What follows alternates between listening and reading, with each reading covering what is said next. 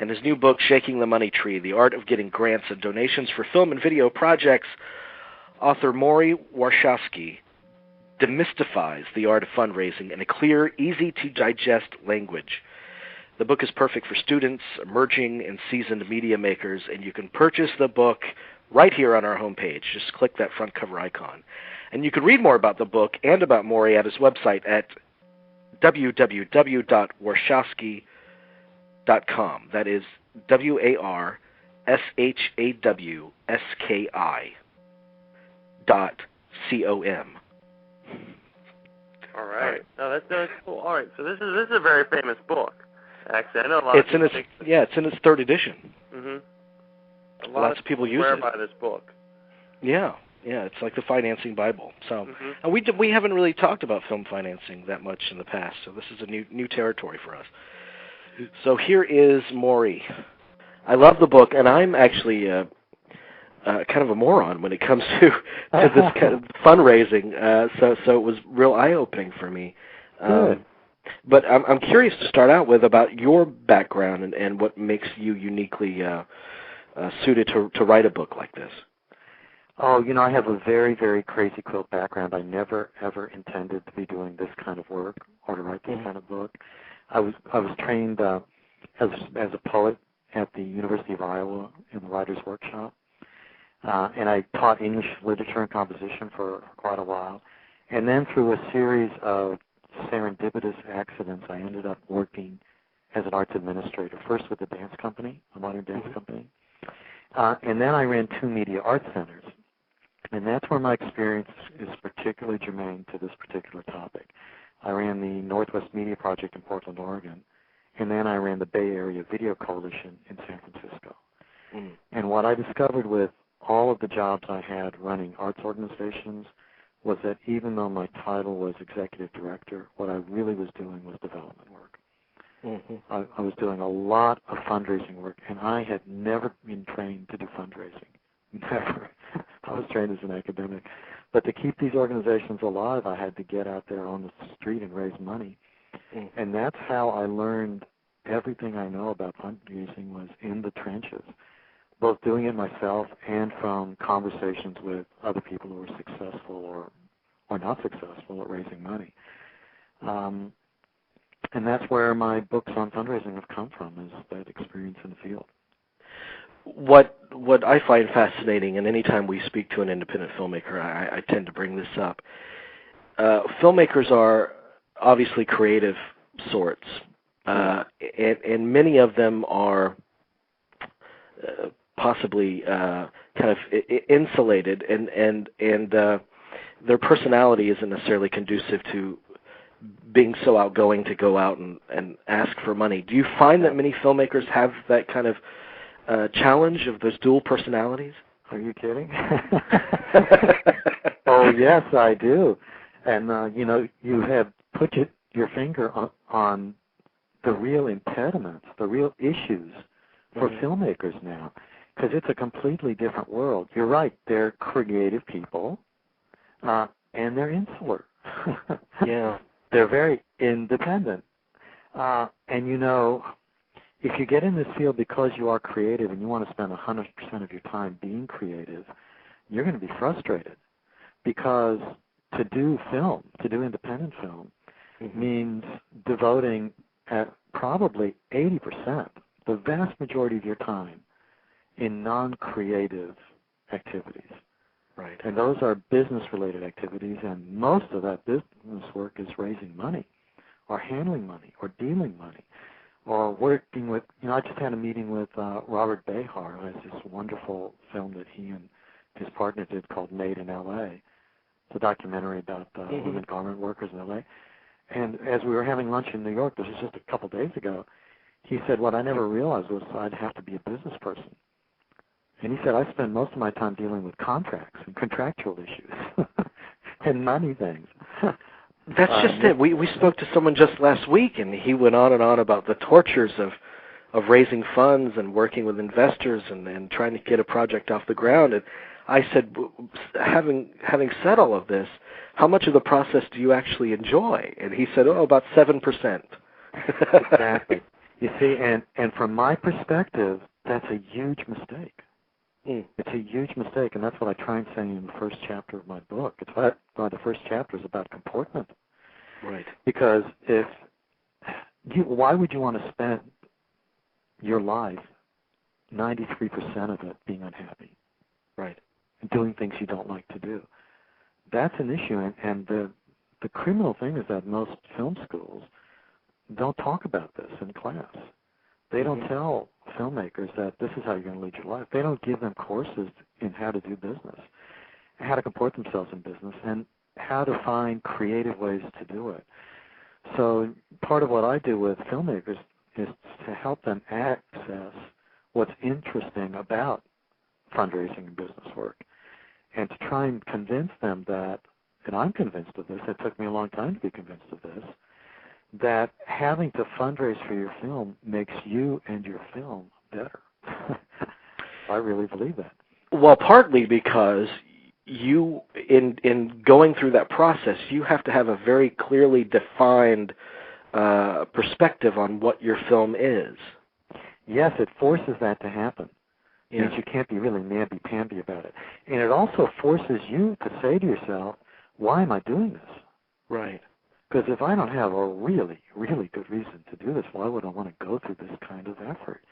And having to locate that center of, your rationale for doing it, your raison d'etre, is a huge, wonderful experience. Because it gets you really devoted to what you're doing.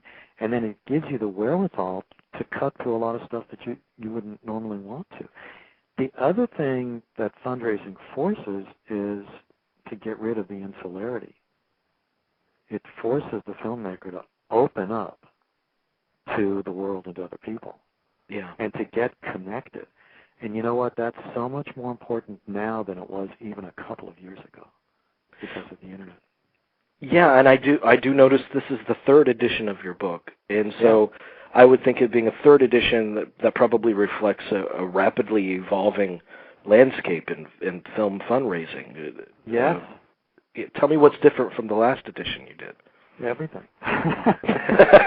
Well, there are major differences, and then there are things in the book about fundraising that I call evergreen, and they will not change. And that's like the psychology of fundraising, the areas where you're going to find money, the way to approach people, how do you have to get your project and yourself together. Those things tend not to change. But everything else has changed. And that's like the roles, the number of roles that you have to play out in the world, the things that, the tools that are accessible to you have multiplied, the number of things that you must do now as a filmmaker have increased dramatically. And the Internet is here, where it wasn't really much of an issue 5 years ago from my last edition. Right. So there's a lot more information about that in the book. And also this time I went out and got 15 experts in the field to write sidebars on their areas of expertise. That's something I never had to do before because I pretty much cover everything. But now things are so complicated, I need that expertise in the book as well. And the other big thing that's changed in the book is the samples of grants. So this time I have a full successful proposal from ITVS, the Independent Television Service, because ITVS now is the grand kahuna in funding for independent work. And people need to see what that successful proposal looks like. And I have another full proposal for a documentary with a full budget in a format that that people weren't even using 5 years ago, and it really ups the ante for how a proposal should look. So, yeah, well, I'm very proud of this edition. It's terrific, and it's very informative, and it's easily understandable for someone like me. It's terrific, beautifully written. Thank you. How much does like that? Yeah. How much does the economy play into this? Because obviously now our country is in a slump. So how much should that concern the indie filmmaker?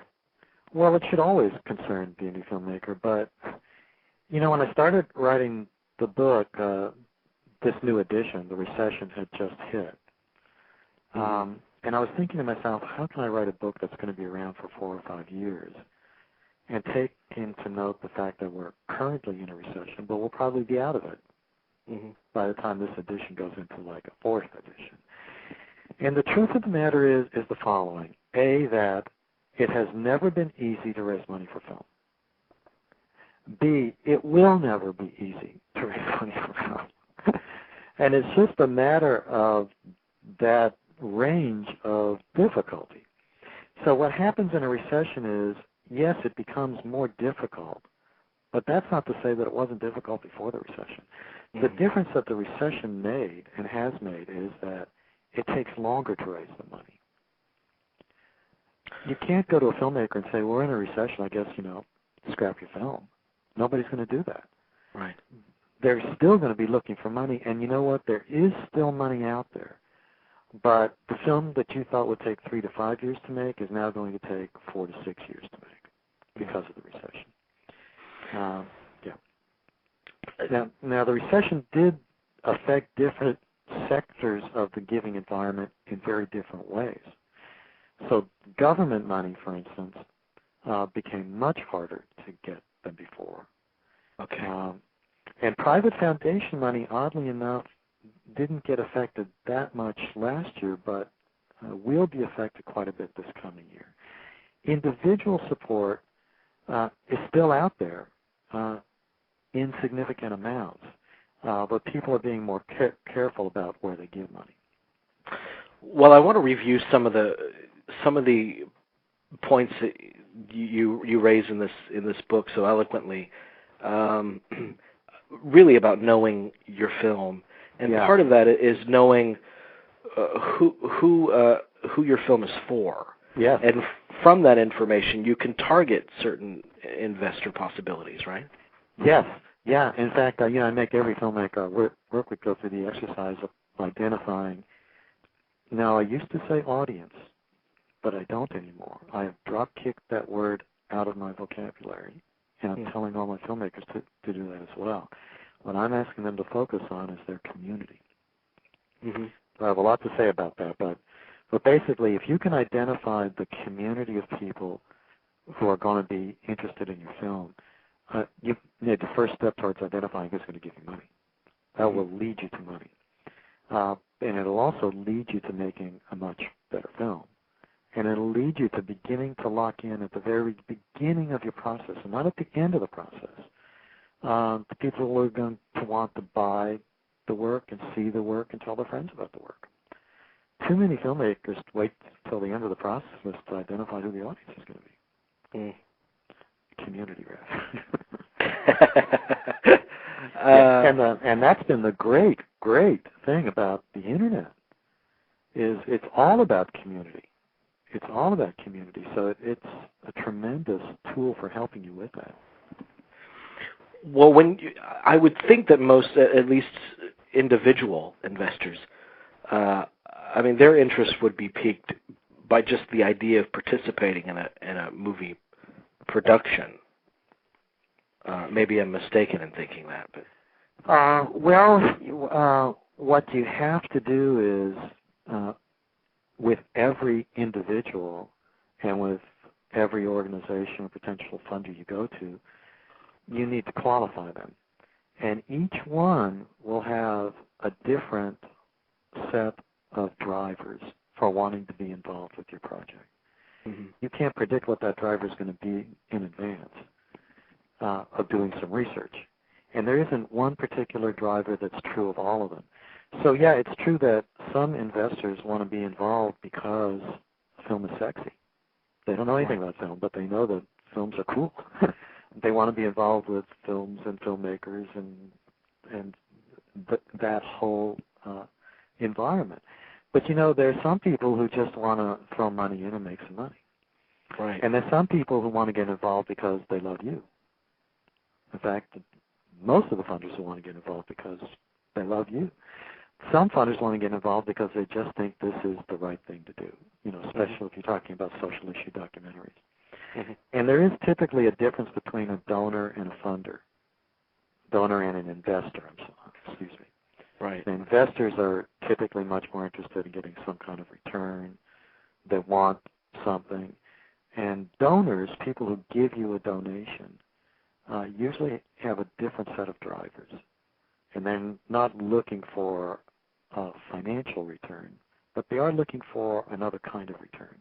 It's typically a return to the community or a return on their set of values.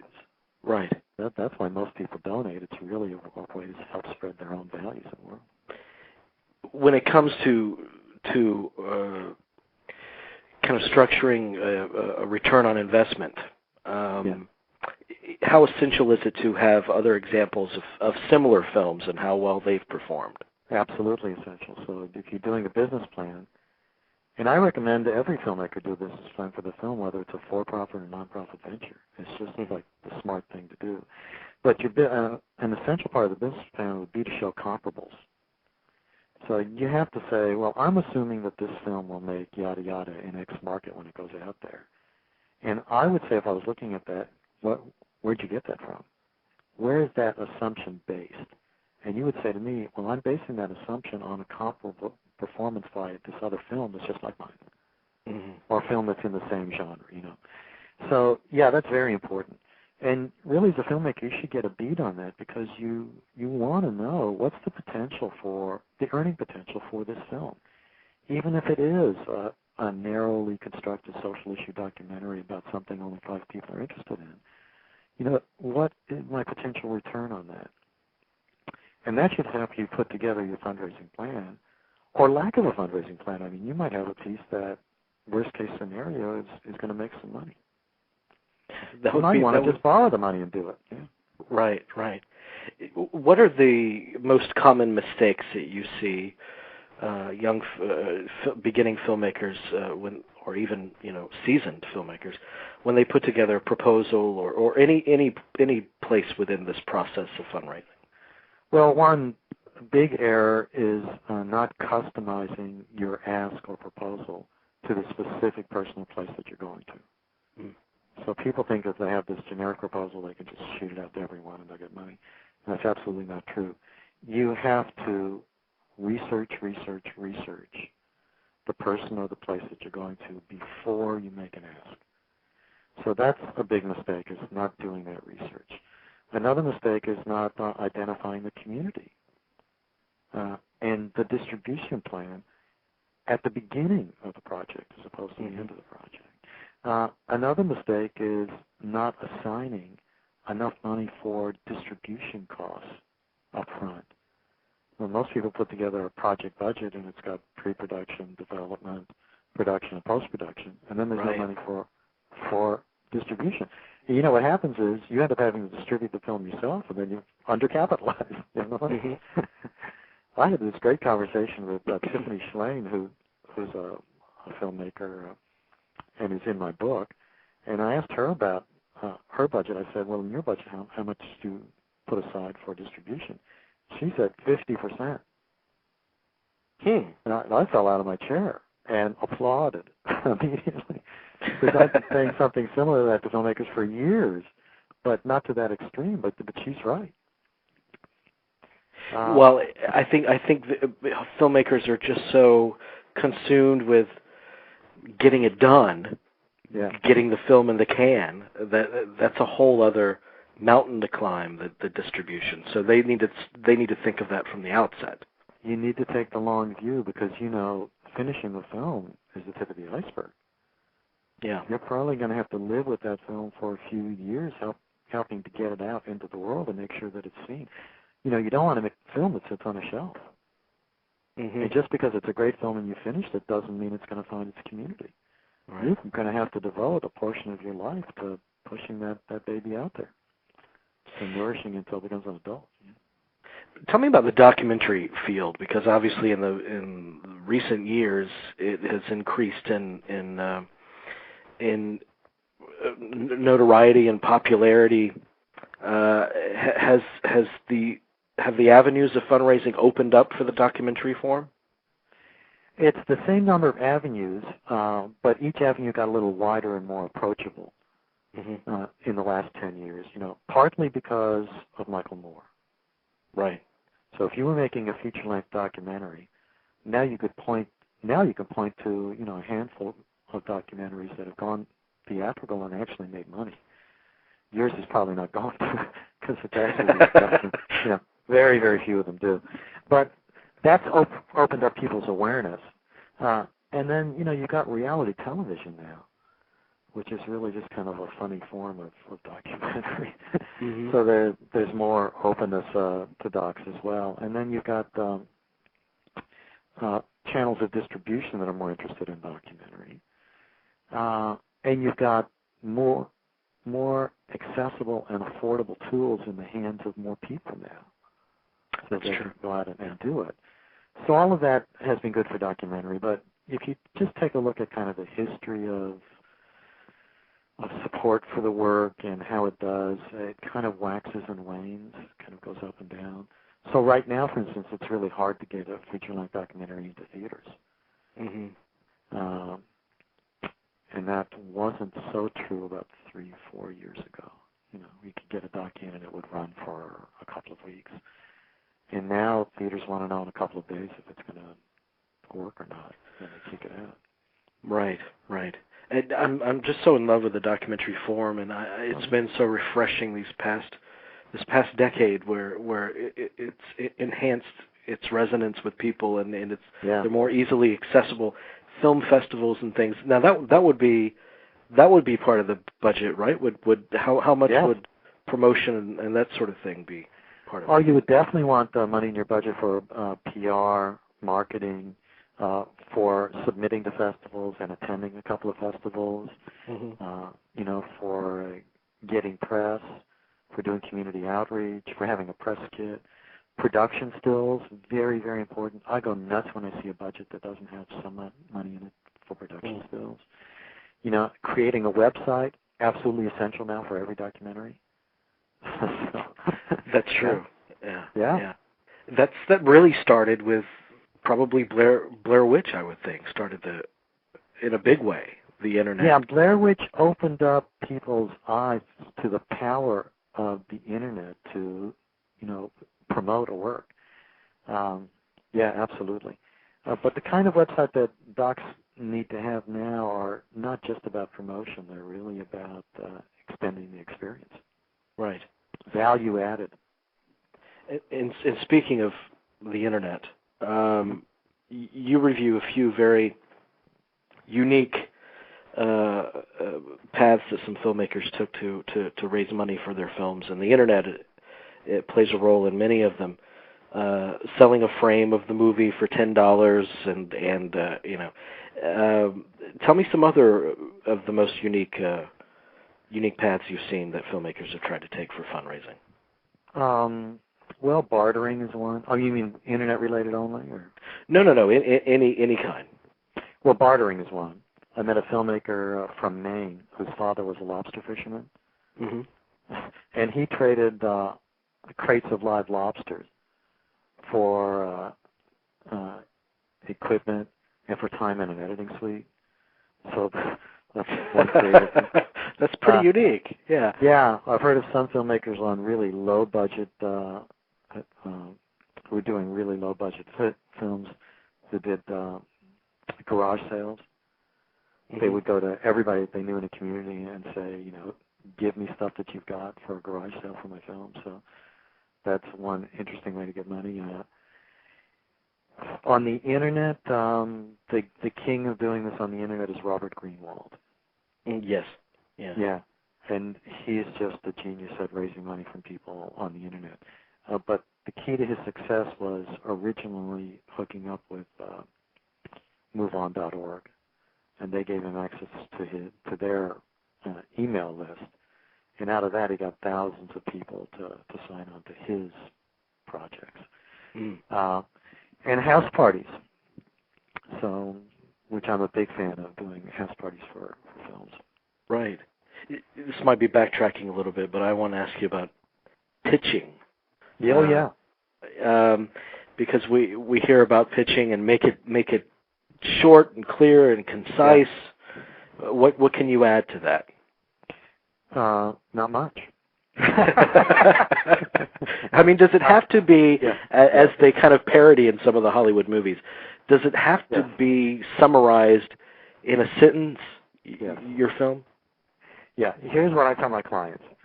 Well, the first thing I need to get them aware of, and this is one of the big mistakes of especially beginning filmmakers, is that they talk too much. Mm. They monologue instead of dialogue. So, I mean, I have this happen to me all the time. I'll be kind of anywhere talking to a filmmaker, and eventually I'll say, well, what are you working on? Right? And then they start talking about their film, and they just talk and talk and talk and talk. And, you know, literally within the first 20 seconds, I've decided whether or not I want to hear anymore. But they're still talking. Right. It's a huge mistake. You want to engage and invite dialogue. So the way to do it is I tell my filmmakers they need three things. One is they need a 1 to 5 word hook. And then they need a 20-second pitch. No longer than 20 seconds. 20 seconds is a lot of time. They need a 20-second pitch that is going to get people engaged and want to know more about the film, if they're likely to. Now, some people aren't, no matter what you talk about. And that's okay because they'll walk away and you save everybody time. But if on the basis of the pitch they want to know more, they'll say, oh, gosh, that's interesting, tell me more. And then you've got to be ready to say something pretty succinctly about it and engage in dialogue. Right. So that's very important, and I tell every client I work with, create a great 20-second pitch or a couple of 20-second pitches. And it's the most useful tool for fundraising that you're going to have. I think so, too, and it's again, we were talking about the personality of the filmmaker, and I would think that would be a difficult process as well, because the ego kind of steps in and, you know, I can't possibly summarize my film in 20 seconds. It's so much more than a sentence.